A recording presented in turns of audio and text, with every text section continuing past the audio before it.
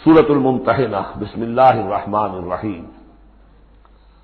سورہ ممتحنہ کا جو زمانہ نزول ہے معین کر لیجیے، یہ ان دو رکوعوں کے ساتھ سمجھیے کہ جو سورہ توبہ میں ہم نے پڑھے، دوسرا اور تیسرا رکوع۔ فتح مکہ سے پہلے جو کچھ رد و قضا چل رہی تھی کہ نہیں کرنا چاہیے، کاہے کے لیے فوج کشی کر رہے ہیں، اور اس پر پھر جو اللہ تعالیٰ کی طرف سے جو تبصرہ آیا، منافقین تھے یا ضعفاء تھے، ان کے اعتراضات کے جواب دیے گئے۔ آخر مکے والے کتنے ہی برے صحیح، بہرحال وہ حرم کی خدمت کرتے ہیں، لہذا ان کا ایک نیکی کا مقام بھی ہے، وہ ساری دلیلیں ہم پڑھ چکے ہیں۔ سورہ توبہ رکوع 2 اور 3، یہ بھی 2 رکوع ہیں۔ اسی موقع پر ایک بہت مخلص مومن صحابی، ان سے ایک بہت بڑی غلطی ہو گئی۔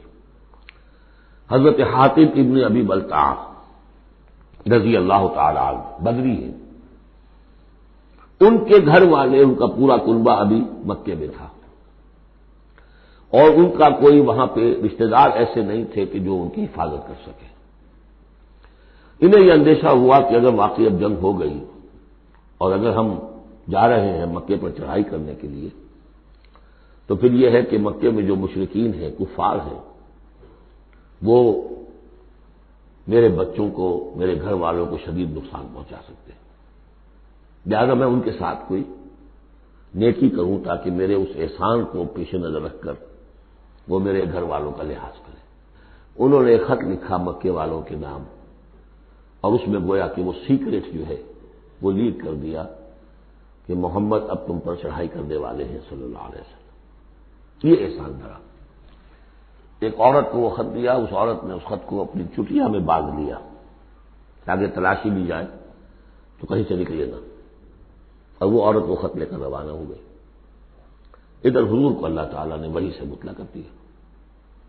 حضور نے بھیجا حضرت علی اور ان کے ساتھ ایک اور صاحب کہ جاؤ فلاں جگہ اس وقت وہ عورت ہوگی، تم جا کے اس کو وہاں ٹھہری ہوئی ہے راستے میں کسی منزل میں، اس کے پاس خط ہے، وہ لے کے آؤ۔ وہاں پہنچے، عورت موجود تھی، محمد رسول اللہ کی دی ہوئی خبر تو غلط نہیں ہو سکتی تھی۔ اس سے پوچھا، اس نے نہیں قتل نہیں، اس کی جو تلاشی لی تو کہیں نہیں نکلے۔ پھر حضرت علی نے دھمکی دی، دیکھو ہمیں ہمارے نبی نے بتایا ہے تمہارے پاس خط ہے، جھوٹا نہیں ہو سکتا وہ، یا تو تم سیدھی سیدھی خط مجھے نکال دو ورنہ میں تمہیں برہنہ کر کے تمہاری تلاشی لوں گا۔ آج کل آپ کو معلوم ہوگا نا کہ سعودی عرب میں ہیروئن کی اسمگلنگ میں عورتیں اپنے پرائیویٹ پارٹس کے اندر بھی یہ اسمگلنگ کرتی ہیں اس کے ذریعے سے۔ بہرحال یہ دھمکی سن کر وہ پھر اس نے کھول کے اپنی چٹیا اور نکال کے دے دی۔ وہ خط لے کے آ گئے۔ اب وہ راز کھل گیا، ابی بلتعہ کو بلایا، حاتب نے ابی بلتعہ کو مان لیا، جی حضور یہ میرا خط ہے۔ حضرت علی نے کہا کہ، یا حضرت عمر نے کہ آپ مجھے اجازت دیں کہ میں اس کی گردن مار دوں ابھی؟ آپ نے فرمایا نہیں، حاتب بدری ہے اور بدریوں کے تمام اللہ تعالیٰ پچھلے اگلے گناہ معاف کر چکا ہے، تو اس کی وہ جو فضیلت ہے اس کی وجہ سے جو خطا ہو گئی اللہ معاف کرے گا۔ تو وہ ہے اصل میں کشاکش پس منظر میں جس میں کہ یہ صورت نازل ہو رہی ہے۔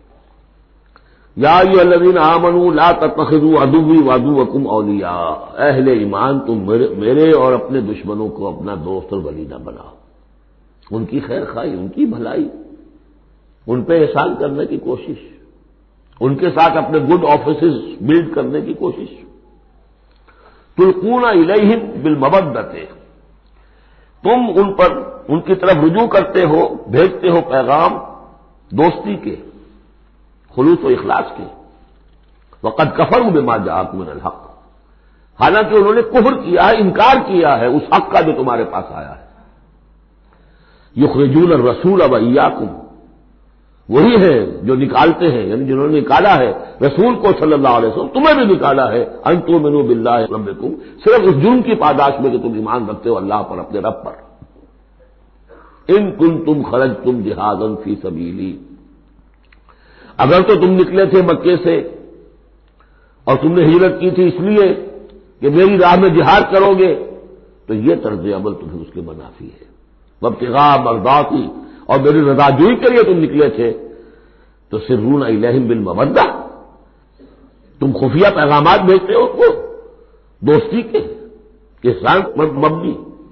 وَأَنَا أَعْلَمُ بِمَا أَخْفَيْتُمْ، تم نے خفیہ پیغام بھیجا، میں تو خوب جانتا ہوں جسے تم چھپاتے ہو، وَمَا أَعْلَنتُمْ، اور جسے تم ظاہر کرتے ہو، وَمَن يَفْعَلْهُ مِنكُمْ فَقَدْ ضَلَّ سَوَاءَ السَّبِيلِ، جو کوئی بھی تم میں سے یہ کام کرے گا وہ تو پھر سیدھے راستے سے بھٹک گیا۔ یہ ایک آیت ہے، اب تک نوٹ کر لیجیے مدنی صورتوں کا جو مزاج ہے۔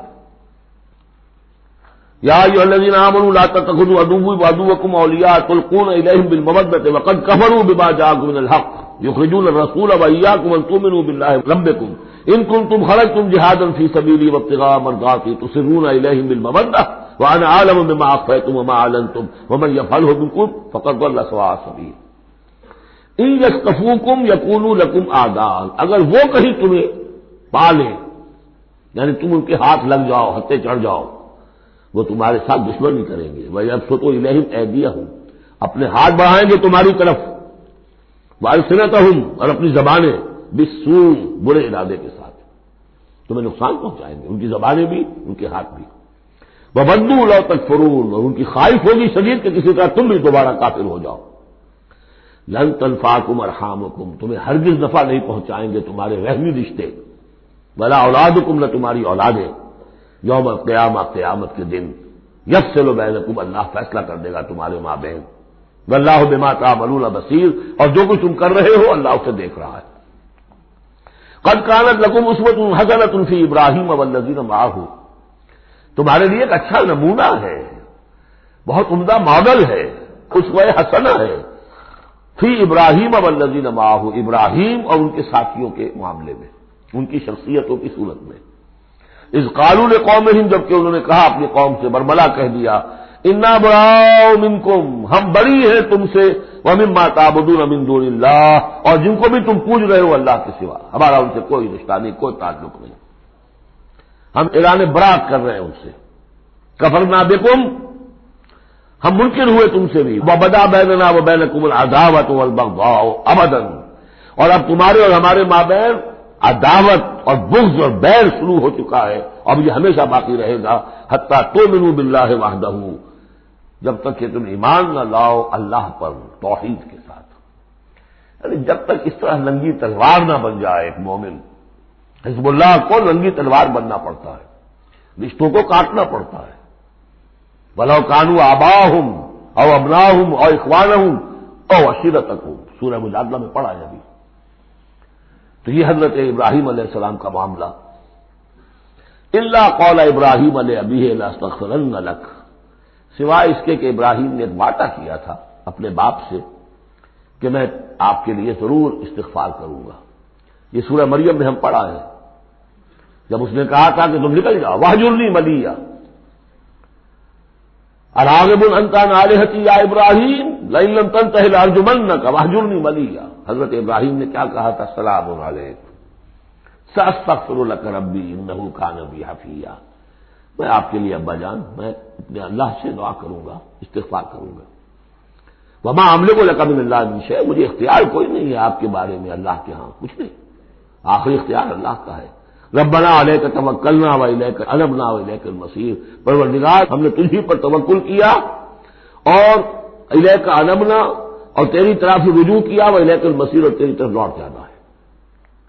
ربنا لا تجعلنا فتنۃ للذین کفروا، پروردگار ہمیں اب کافروں کے لیے تختہ مشق اور تختہ امتحان نہ بنا دے کہ ہمارے اوپر وہ ظلم کرے، اور تو ان کے اوپر آزمائش جو انہیں آزما رہا ہے وہ اس شکل میں کہ ہم پر وہ ظلم کرے، جیسے اللہ تعالیٰ کفار مکہ کو آزما رہا تھا، لیکن تختہ ستم، تختہ مشق کون؟ صحابہ اسلام بنے ہوئے تھے۔ واغفر لنا، اور ہمیں بخش دے، انک انت العزیز الحکیم، یقیناً تو ہی ہے سب کچھ زبردست اور حکمت والا۔ اب یہاں نوٹ کر لیجئے کہ سورہ توبہ میں آ چکا ہے کہ حضرت ابراہیم نے آخر میں آ کر تبرأ منہ، جب انہیں معلوم ہو گیا کہ میرا باپ تو دشمن ہے، اللہ کا دشمن ہے، تو برات کی۔ یہ آیتیں جو ہیں یہ سن 8 میں فتح مکہ سے قبل نازل ہو رہی ہیں۔ حاطب بن بلتع کا واقعہ ہے، ابھی مکے تک روانگی نہیں ہوئی ہے، اور وہ آیتیں جو ہیں وہ سن 9 میں نازل ہو رہی ہیں، اس کے بھی ذی قعدہ کے بھی بعد، جبکہ واپس آ گئے حضور صلی اللہ علیہ وسلم تبوک سے، لہذا وہ ہوگی محکم، اور یہ بات جو ہے اس کے پہلے یہ گویا کتابیں رہے گی۔ لقد کان لکم فیہم اسوۃ حسنۃ، تمہارے لیے یقیناً ان کی ذات میں، ان کے رویے میں، ان کے طرز عمل میں ایک اچھا نمونہ ہے، لمن کان یرجو اللہ والیوم الآخر، لیکن کس کے لیے؟ کہ جو اللہ کی بھی ملاقات کی امید رکھتے ہوں اور یوم آخر سے ڈرتے ہوں۔ بالکل یہی الفاظ وہاں آئے تھے، لقد کان لکم فی رسول اللہ اسوۃ حسنۃ لمن کان یرجو اللہ والیوم الآخر وذکر اللہ کثیرا، یہ سورہ احزاب میں ہم پڑھ چکے ہیں۔ حضور کی شخصیت، آپ کی سیرت اسوہ کاملہ ہے، لیکن فائدہ کون اٹھائیں گے؟ فائدہ صرف وہی اٹھا سکیں گے کہ جو اللہ پر بھی ایمان رکھتے ہوں، آخرت پر بھی ایمان رکھتے ہوں اور کثرت کے ساتھ اللہ کا ذکر کرتے ہوں۔ اسی طریقے سے یہاں لقد کان لکم فیہم اسوۃ حسنۃ لمن کان یرجو اللہ والیوم الآخر ومن یتولی فإن اللہ هو الغنی الحمید، اور جو منہ پھیر لے، پیٹھ موڑ لے، اللہ غنی ہے، حمید ہے، اللہ کو کسی کی پرواہ نہیں، کوئی احتیاج نہیں۔ اب آخری مسئلہ آ رہا ہے خاص طور پر بعض خواتین کا۔ ہوا یہ تھا کہ صلح حدیبیہ میں طے ہو گیا تھا، جو سن 6 میں ہوئی، کہ مکے سے اگر کوئی مسلمان بھاگ کر جائے گا مدینے تو آپ کو واپس کرنا ہوگا، اور مدینے سے اگر کوئی مسلمان مرتد ہو کر واپس آئے مکے تو ہم واپس نہیں کریں گے، یہ شرط تھی، اور شرط مان لی تھی حضور نے۔ اس کے بعد معاملہ پیش آ گیا چند خواتین کا۔ اب ظاہر بات ہے کہ اب خواتین جو ہے ان میں سے کوئی مدینے آ گئی، مطالبہ ہوا ان کا واپس کریں، جو مسلمان تھی ایمان لے آئی تھی۔ حضور نے فرمایا نہیں، وہ مردوں پر بحث تھی، ساری گفتگو جو ہوئی تھی وہ رجال سے متعلق تھی، نساء کی نہیں، لہذا ان کو واپس نہیں کیا جائے گا، اور نہیں کیا گیا۔ لیکن یہ کہ اب جو وہاں سے خواتین آ رہی ہیں، کہہ رہی ہیں کہ ہم تو صاحب ایمان ہیں، اس لیے ہم ہجرت کر کے مکے سے آ گئی ہیں یہاں۔ اندیشہ یہ تھا کہ ان میں کہیں جاسوس نہ آ رہے ہوں، مکے والے جو ہیں ان کے ذریعے سے کچھ اسکینڈلائز نہ کریں ہماری سوسائٹی کو، کچھ کہہ نہیں سکتے، لہذا ان کا معاملہ کیا کیا جائے۔ پھر یہ کہ ان کے شوہر تو وہاں ہیں، شادی تو وہاں ہوئی ہوئی ہے ان کی، تو آیا یہ اب یہاں مسلمانوں کے لیے حلال ہے اس درجے میں کہ وہ ان سے نکاح کر سکے، یا وہ رشتہ برقرار رہے گا؟ کافر جو ہے ان کی بیویاں یہ مسلمان ہو گئی، یہ آ گئی۔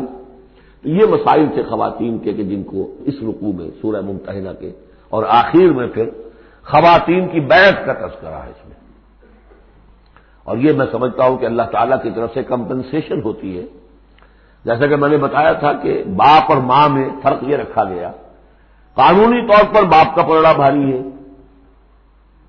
باپ طلاق دے سکتا ہے ماں کو، ماں تو خلا ہی لے سکتی ہے، طلاق دے نہیں سکتی، اور اگر طلاق ہو جائے گی تو اولاد باپ کی شمار ہوگی، ماں کی نہیں، یہ قرآن کا قانون ہے۔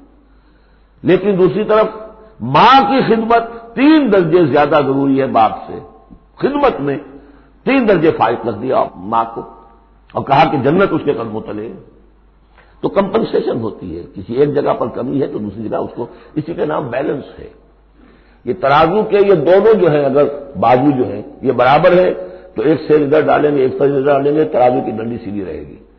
ایک چھوٹا ہے ایک بڑا ہے، چھوٹے میں زیادہ ڈالنا پڑے گا اور بڑے میں کم، تو یہ بیلنس تو تب ہوگا کہ وہ جو کمی ہے اس کو پیش نظر رکھیں۔ یہ ہے معاملہ کہ جو یہاں پہ بیان ہوا۔ وہ بیلنس کیا کیا اللہ تعالیٰ نے؟ مردوں کی بیعت کا قرآن میں ذکر ہے، اس کا متن قرآن میں کہیں نہیں ہے۔ بیعت عقبہ اولیٰ کا کیا متن تھا، بیعت عقبہ ثانیہ کا متن کیا تھا، کیا بیعت ہوئی تھی، کیا الفاظ تھے، بیعت رضوان کے موقع پہ کیا جو الفاظ کا تھے، کہیں نہیں، قرآن میں نہیں، احادیث میں مل جائیں گے۔ خواتین کی بیعت کو یہ فضیلت دے دی کہ اس کا پورا متن بھی قرآن مجید میں موجود ہے۔ فرمایا عسى الله ان يجعل بينكم وبين الذين، ابھی وہ مسئلہ ابھی چل رہا ہے، وہ خواتین کا مسئلہ بعد میں آئے گا۔ عسى الله ان يجعل بينكم وبين الذين عاديتم منهم مودة، ہو سکتا ہے مسلمانوں کہ جو تمہارے اور جن کے مابین دشمنی پڑ گئی ہے، اللہ تعالیٰ تمہارے مابین پھر دوستی پیدا کر دے۔ کیسے پیدا کر دے؟ وہ ایمان لے آئے، فإخوانكم في الدين، اور کوئی زیادہ دور تو نہیں تھا اب مرحلہ۔ فتح مکہ کے بعد سن 9 میں وہ آیات آئیں کہ 4 مہینے کی مہلت ہے، اس میں ایمان نہیں لاؤ گے تو گردنیں اڑا دی جائیں گی، سب کے سب لوگ ایمان لے آئے، تو اب ہو گئے بھائی اخوانکم فی الدین۔ عسى الله ان يجعل بينكم وبين الذين عاديتم منهم مودة والله قدير والله غفور رحيم، اللہ ہر شے پر قادر ہے اور غفور ہے اور رحیم ہے۔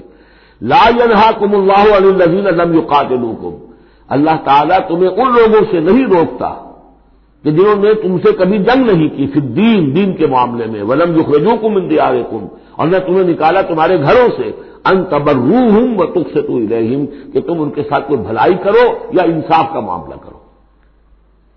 جہاں بھی ولایت کا معاملہ نہیں ہے، کافر کو ولی نہیں بنایا جا سکتا، پشت پناہ، مددگار، حمایتی، قلبی محبت نہیں ہو سکتی، لیکن کوئی نیک سلوک کرنا، کوئی بھلائی کرنا، اس میں کوئی اعتراض نہیں، کافروں کے ساتھ کرو۔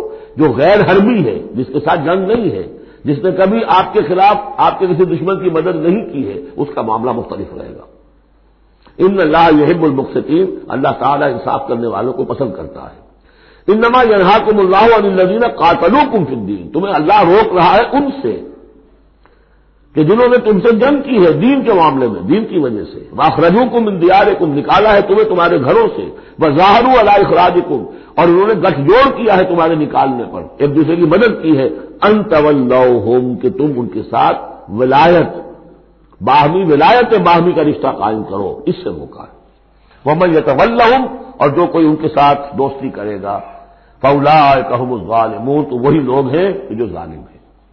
یا ایھا الذین آمنوا، یہاں سے اب خواتین کا معاملہ، یا ایھا الذین آمنوا اذا جاءکم المؤمنات مہاجرات، اہل ایمان جب تمہارے پاس آئیں مومن خواتین ہجرت کر کے، فامتحنوہن، تو ان کا ذرا امتحان لے لیا کرو، دیکھ بھال کر لیا کرو، یہ واقعی مومن ہے، کچھ تھوڑی سی انٹروگیشن ہو، سرسری سی اندازہ ہو جائے، لیکن اللہ اعلم بایمانہن، باقی یہ کہ اللہ تعالیٰ بہتر جانتا ہے کسی کے دل میں ایمان ہے یا نہیں ہے، آپ کے لیے ناممکن ہے کہ آپ اس کی صحیح تفتیش کر سکیں، تاہم پھر بھی کسی درجے میں ایک احتیاطی تدبیر اختیار کرو کہ دیکھ لیا کرو کہ وہ واقعتاً ایمان والی ہے۔ فَإِنْ عَلِمْتُمُوهُنَّ مُؤْمِنَاتٍ، پھر اگر تم دیکھو کہ وہ مومن ہے، واقعتاً مومن ہے، فَلَا تَرْجِعُوهُنَّ إِلَى الْكُفَّارِ، تو اب انہیں لوٹاؤ نہیں کفار کی طرف، لَا هُنَّ حِلٌّ لَهُمْ، نہ وہ اب ان کافروں کے لیے حلال رہی ہیں، وَلَا هُمْ يَحِلُّونَ لَهُنَّ، نہ وہ ان کے لیے حلال ہے۔ وَآتُوهُمْ مَا أَنفَقُوا، جو کچھ انہوں نے خرچ کیا تھا، مہر دیا تھا، وہ لوٹا دو، یہاں سے دے دو، بھجوا دو۔ فلاں کافر، اس کی بیوی مسلمان ہو گئی، یہاں آ گئی ہے، اب یہاں تعلق ازدواج ختم ہوا، جو مہر تم نے دیا تھا وہ واپس کر رہے ہیں۔ دیکھیے یہ ہے عدل و انصاف۔ جیسے کہ حضرت خالد بن ولید نے ایک موقع پر، جبکہ شام کے محاذ کو ذرا پیچھے ہٹنا پڑا، غالباً ابو عبیدہ کا معاملہ تھا رضی اللہ تعالی عنہما، تو ایک شہر جس سے کہ جزیہ لے لیا گیا تھا، پھر چونکہ وہاں سے پسپائی جو ہے ٹیکٹیکل موو کے طور پر وہاں سے پیچھے ہٹنا پڑا، تو وہ سارا جزیہ واپس کر دیا۔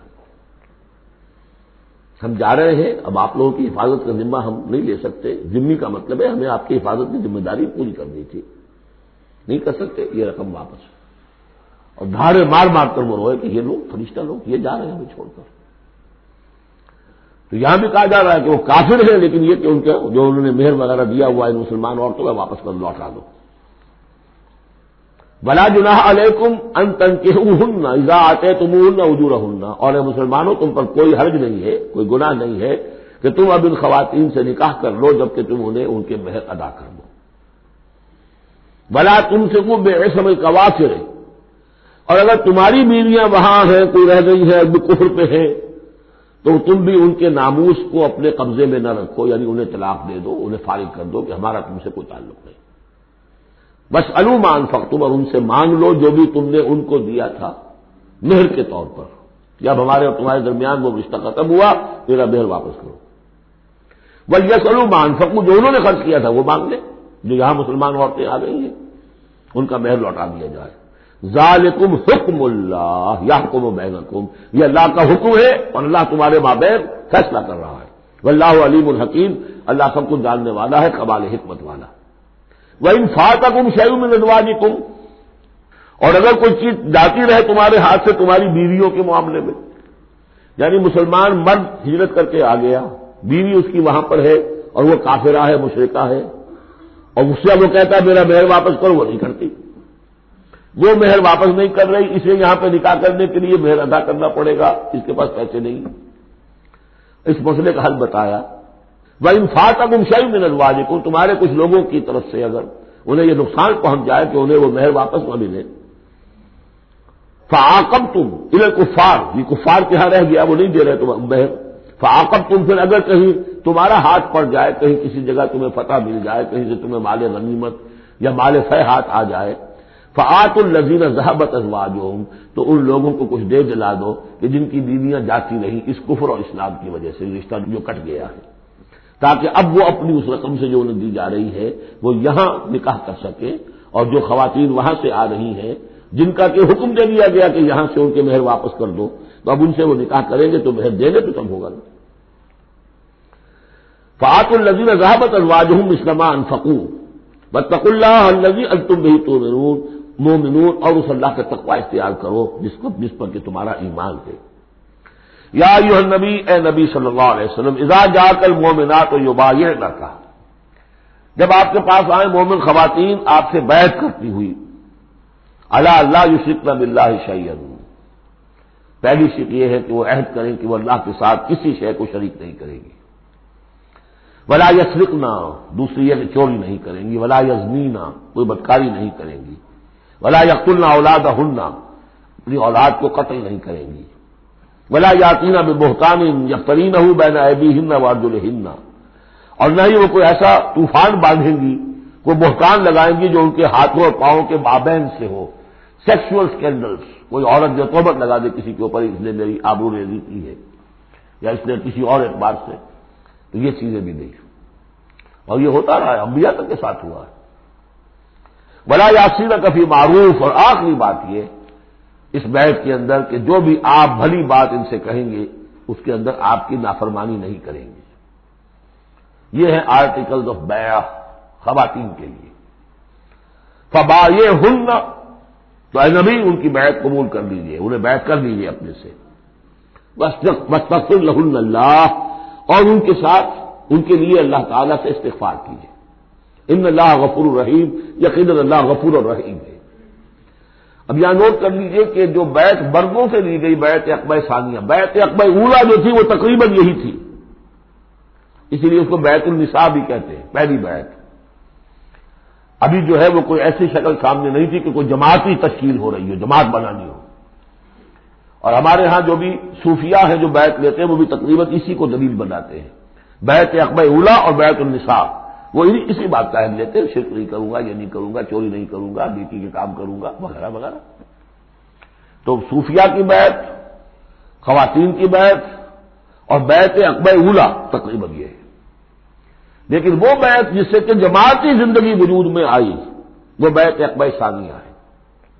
حضرت عبادہ بن صامت رضی اللہ تعالی عنہ سے اس کی پورا اس کا ٹیکسٹ جو ہے وہ موجود ہے، متفق علیہ حدیث ہے، جس کو بخاری میں بھی ہے مسلم میں بھی ہے.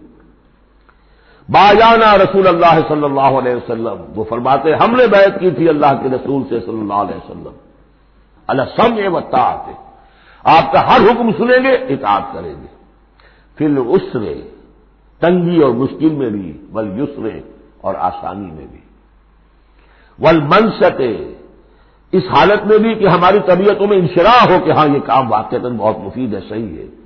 والمکر، اور اس حالت میں بھی کہ ہمیں اپنی طبیعتوں پر جبر کرنا پڑے، ہمیں اس فیصلے کے ساتھ اتفاق نہ ہو. وعلی اثرۃ علینا، اور اس کے باوجود کہ دوسروں کو ہم پر ترجیح دے دی جائے. ترجیح دے دی جائے کس بات میں؟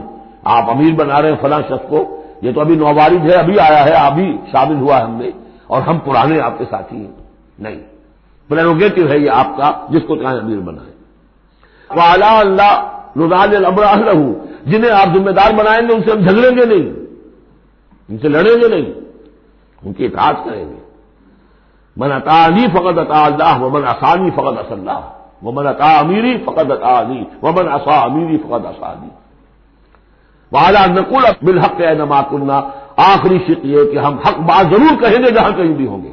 لا نخاف فی اللہ لومۃ لائم، ہم کسی ملامت کرنے والے کی ملامت کے خوف سے اپنی زبان بند نہیں کریں گے. یہ بیعت عقبہ ثانیہ جو ہے اس کو ہم نے تنظیم اسلامی میں اختیار کیا، ایک لفظ کا اضافہ کیا، ابایعوک علی السمع والطاعۃ فی المعروف. حضور کی اطاعت مطلق تھی، جو حکم دیں گے، غلط دے نہیں سکتے معصوم ہے. حضور کے بعد ابو بکر کی بیعت بھی مطلق نہیں تھی، مقید ہے، مشروط ہے، کتاب و سنت کے دائرے کے اندر. یہ بیعت ہے کیونکہ اس کے بعد حضور نے پہلی مرتبہ ایک تنظیمی ڈھانچہ قائم کیا کہ مدینے میں آپ نے 12 نقیب مقرر کر دیے. یہ تنظیمی شکل پہلی مرتبہ ہو رہی ہے آپ کی سیرت کے اندر.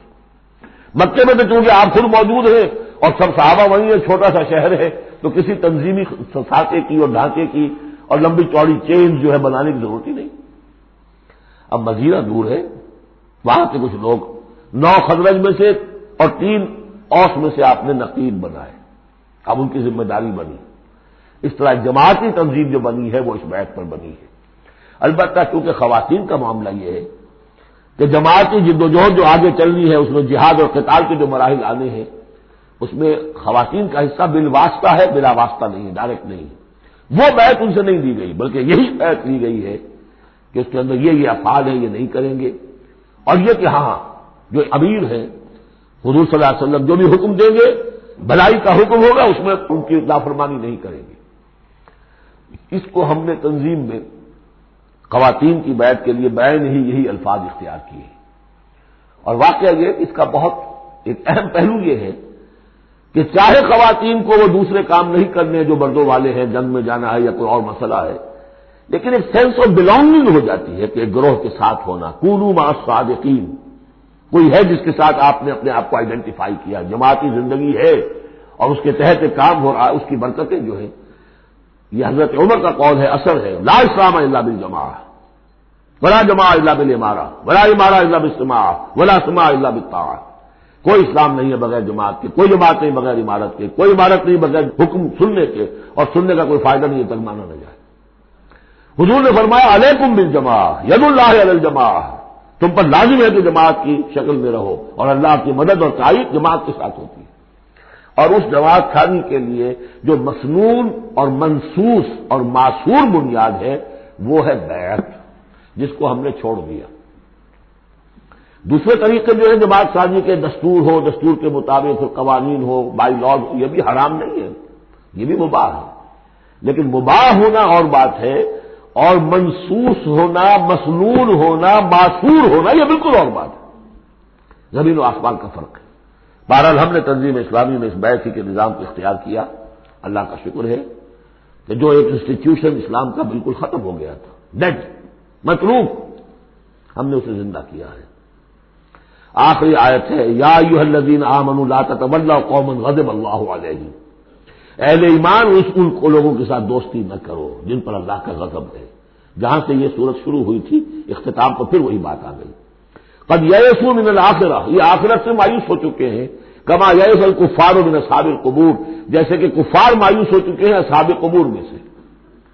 اس کے 2 معنی دیے گئے ہیں. جیسے کفار جو قبر میں ہیں ان پر تو حقیقت واضح ہو چکی ہے نا، عالم برزخ میں جب پہنچ گئے تو انہیں معلوم ہے، اب حقائق منکشف ہو گئے، جیسے وہ مایوس ہو گئے ہیں کہ ان کے لیے اب کوئی راستہ نہیں، اللہ کے عذاب سے بچنے کی کوئی شکل نہیں. یا یہ کہ جیسے یہ کفار مایوس ہو گئے ہیں کہ جو قبر میں چلا گیا اس کا کوئی باقی بعد الموت نہیں ہے، اس کو دوبارہ اٹھا جانا نہیں ہے. دونوں امکانات، دونوں ترجمے کیے گئے ہیں. تو تم ان لوگوں کی طرح نہ ہو جاؤ تو مایوس ہو چکے ہیں یہ لوگ اللہ کی رحمت سے. یہ لوگ جو ہیں یہ جو یہودی ہیں اور ان کے ساتھ تمہاری دوستی درست نہیں ہے. بارک اللہ لی و لکم فی القرآن العظیم ونفعنی و ایاکم بالآیات والذکر الحکیم.